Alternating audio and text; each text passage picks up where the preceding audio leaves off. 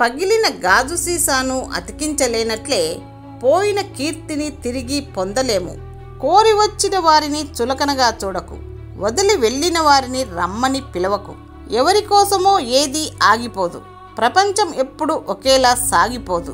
నువ్వు ఉంటే నీతో కలిసి నడుస్తుంది, లేకుంటే ఇంకొకరితో కలిసి అడుగులేస్తుంది. 100 ఉదార భావాలను మనసులో కలిగి ఉండటం కంటే ఒక్క మంచి పని చేయడం ఉత్తమమైనది. పెద్దగా మరుగుతున్నదని ఏ కుక్కని మనుషులు చేరదీయరు. ఎక్కువగా మాట్లాడుతున్నాడని ఏ మనిషిని విఘ్నులు గౌరవించరు. గెలిస్తే వినయంగా ఉండు, ఓడితే ఓర్పుగా ఉండు. డబ్బు ఉంటే దయాగుణంతో ఉండు, డబ్బు లేకుంటే నిజాయితీగా ఉండు. రేపు అనేది బాగుండాలనే ఆశ, ఈరోజు బాగోలేదనే బాధ. ఇంతేనేమో జీవితం అంటే. కల్మషం లేని వాడిని ప్రపంచమంతా ప్రేమిస్తుంది. గెలిచినవాడి పని చేస్తే అది కర్తవ్యం, ఓడినవాడి పని చేస్తే అది మానవత్వం. వర్షం కురిసి వెలిసిన తర్వాత ప్రకృతి మరింత అందంగా ప్రకాశవంతంగా కనిపిస్తుంది. కొన్ని సమస్యలు కష్టాలు తీరిన తర్వాత జీవితం కూడా అంతే అందంగా ప్రకాశవంతంగా ఉంటుంది. ప్రతి మనిషిలో మంచి చెడు 2 ఉంటాయి. మనలో మంచిని చూసిన వాళ్ళు ఆప్తులు అవుతారు, చెడుని చూసిన వాళ్ళు శత్రువులు అవుతారు. రెండింటినీ సమానంగా చూసిన వాళ్ళే మనల్ని ప్రేమించే వాళ్ళు అవుతారు. మీరు మాట్లాడబోయే విషయాల గురించి ఆలోచించండి, కానీ మీరు ఆలోచిస్తున్న దాన్ని గురించి మాట్లాడకండి. కప్పపిల్ల పెద్దది కాగానే తోకపోయినట్లు వివేకం పెరిగితే అహంభావం దానంతట అది రాలిపోతుంది. పని చేయటం అలవాటైన తర్వాత పని లేకుండా ఉండటం చాలా కష్టం. ఒకసారి నీ మనసు ఒక స్థాయిలో ఆలోచించడం మొదలయ్యాక తిరిగి పాత ప్రమాణాల్లో ఆలోచించటం ఇంకెంత మాత్రం సాధ్యం కాదు. మానవుల ఆవేశాలు వేగంగా పరిగెత్తుతాయి. వీటిని అదుపులో పెట్టడానికి కొండంత సహనం కావాలి. అప్పు చేయకుండా ఉండటానికి ప్రయత్నించండి.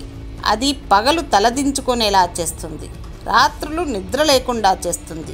సంతోషంగా ఉండటానికి ధనవంతులుగా అయ్యే వరకు వేచి ఉండకండి. సంతోషం అనేది ఉచితంగానే లభిస్తుంది.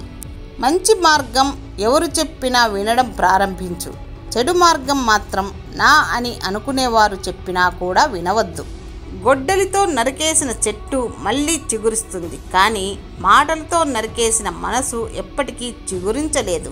జీవితం అనేది వద్దనుకుంటే పోయేది కాదు, రాసుకుంటే వచ్చేది కాదు. జీవితం ఒక రంగస్థలం. నీవు నేను అందరం పాత్రధారులం.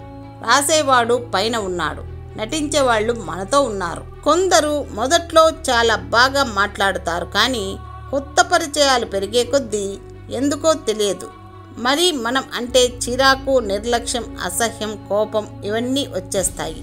కానీ ఎవరి వాల్యూ ఏంటి అనేది కాలమే చెబుతుంది. అవసరానికి ఒక అబద్ధం చెప్పడం తప్పు కాదు. అవసరం తీరిపోయాక కూడా నిజాన్ని ఒప్పుకోకపోయినా పర్వాలేదు, కానీ అబద్ధాన్ని నిజమని నమ్మించే ప్రయత్నం మాత్రం చేయకండి. తృప్తి అమూల్యమైన ముత్యం. 10,000 కోరికలకు బదులుగా ఈ ముత్యాన్ని పొందినవాడు వివేకాన్ని, ఆనందాన్ని పొందుతాడు.